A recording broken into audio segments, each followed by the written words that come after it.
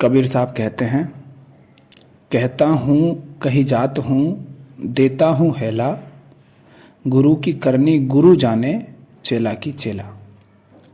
कहता हूँ कहीं जात हूँ, देता हूँ हेला, गुरु की करनी गुरु जाने, चेला की चेला। कर्म फल, कर्म योग कौन भुगतेगा, किसको फल मिलेगा, बता रहे हैं कबीर साहब। जो करता होगा वही भुगतेगा, उसी को मिलेगा। कर कौन रहा है, कर्म किससे आ रहा है, कर्म का स्रोत क्या है। कर्म को देखकर आप कर्ता का पता नहीं लगा सकते। कोई व्यक्ति सामने कोई काम कर रहा है, इससे आप ये नहीं बता सकते कि कर्ता कौन है। कर्ता कोई और हो सकता है। अभी युद्ध चल रहे हैं ना, हमास और इजराइल में, यूक्रेन रसिया के बॉर्डर पर कितने सारे सैनिक लड़ रहे हैं।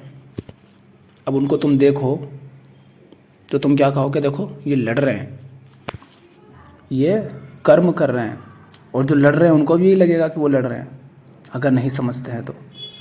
पर क्या सचमुच वही लड़ रहे हैं, या उनके पीछे कर्ता कोई और है, कोई और है जो उन पे ये कर्म करवा रहा है कि तुम्हें लड़ना है। तो बाहर से देखोगे, ऊपर ऊपर से देखोगे तो ऐसा लगेगा कर्ता वो सैनिक हैं, लेकिन कर्ता तो पीछे बैठा है कोई और फिर उसके पीछे भी कोई और बैठा होगा। पर हम कह रहे हैं कि सामने जो दिख रहा है वो कर्ता हो ये आवश्यक नहीं।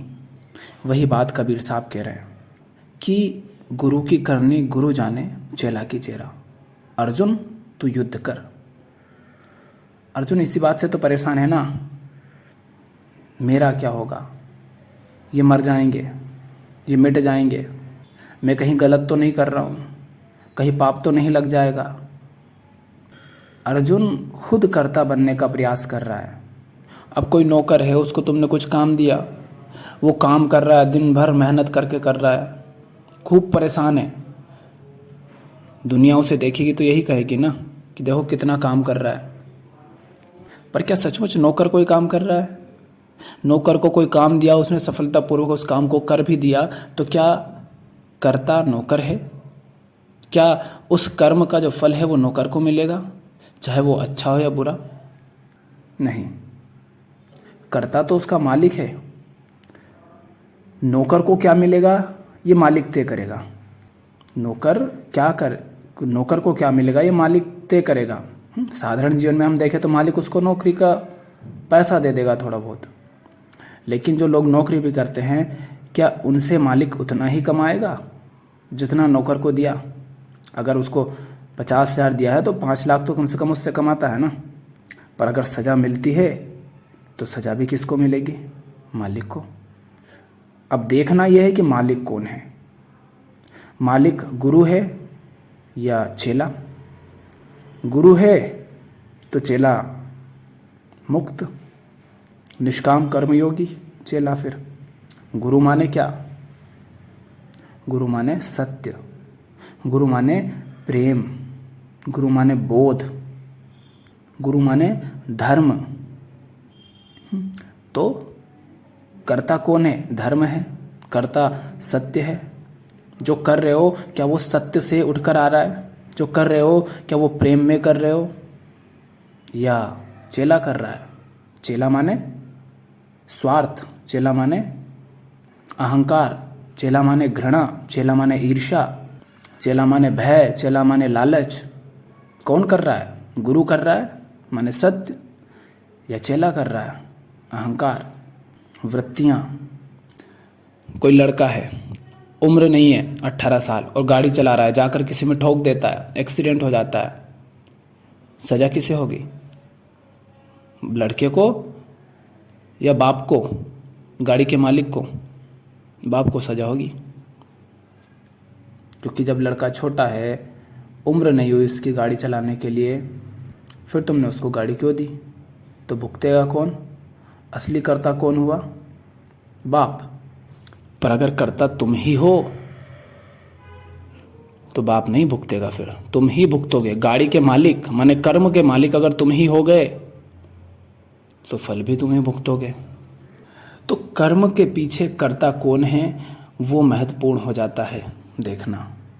जब कृष्ण अर्जुन से ये कह रहे हैं कि तू युद्ध कर, तब कर्ता कृष्ण है, अर्जुन नहीं। अर्जुन भले ही लड़ रहा है, अर्जुन के हाथ से तीर जा रहे हैं, तीर पे तीर जा रहे हैं, गुरु मर रहे हैं, भाई मर रहे हैं, सब मर रहे हैं, और कोई दूर से देखेगा तो यही कहेगा कि इनको तो अर्जुन ने मारा, लेकिन अर्जुन ने नहीं मारा।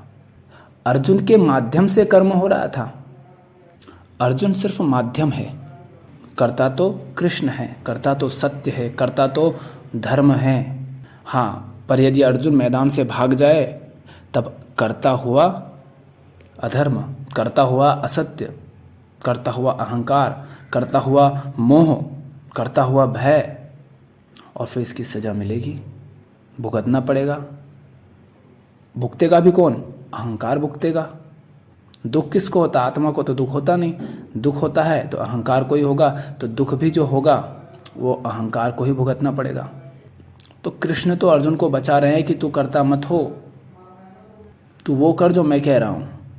अभी साधारण जीवन में भी अगर आप देखो, इस दुनिया में भी, तो किसी चेले ने कुछ कहा, सुकरात का आपने सुना होगा।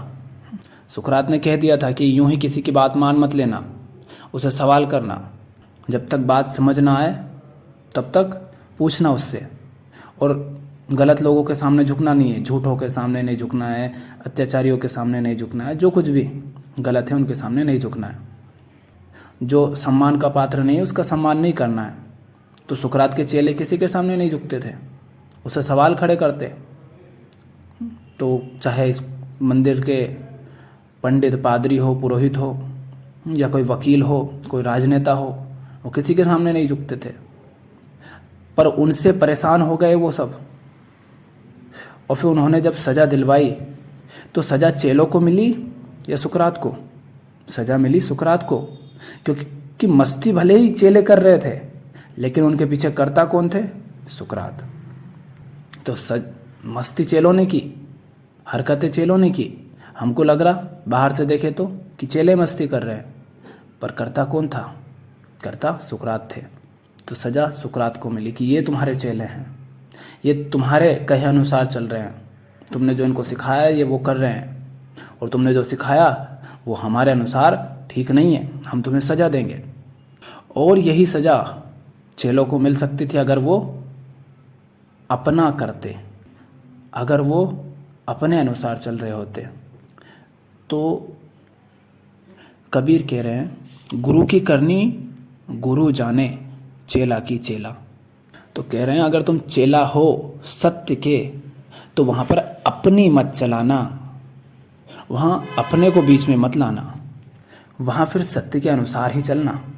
फिर वहाँ सत्य जो कहे, धर्म जो कहे, प्रेम जो कहे वो करना, उसे स्वीकार करना। सत्य को सारथी बना लो, प्रेम को सारथी बना लो, और वो जिधर ले जाए जाओ, जो करवाए करो। तो यही बात है कि अगर कर्म गुरु के अनुसार हो रहे हैं तो गुरु जानेगा, और चेला यदि अपने अनुसार चल रहा है तो चेला जानेगा। कहता हूँ कहीं जात हूँ, देता हूँ हेला, गुरु की करनी गुरु जाने, चेला की चेला।